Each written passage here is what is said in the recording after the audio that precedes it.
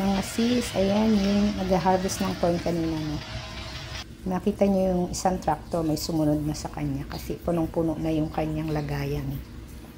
Nakikita nyo yung rows na yung mga yun, no, natapos na niya. So, napuno na yung likodan ng tractor. So, yung tractor na yan, yung machine niya parang daliri siya, no. Madami siya nasasakupan. So, yung mismong buong corn pumapasok doon sa machine, tapos bumabagsak doon sa likod. Pagbagsak sa likod, butil-butil na corn. Kaya ayan, may pipe siya. Tapos tinatransfer niya na sa isang tractor, niloload na niya kasi puno na nga siya.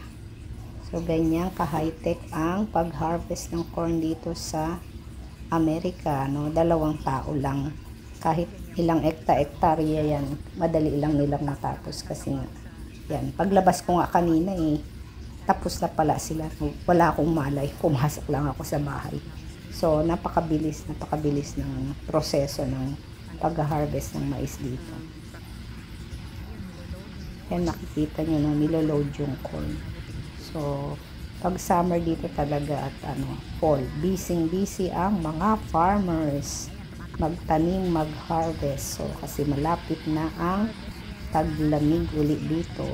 Kapag taglamig, walang farm. So, stay home ang mga farmer kapag winter. Kaya, sinusulit nila kapag summer at saka fall. Ang buhay American.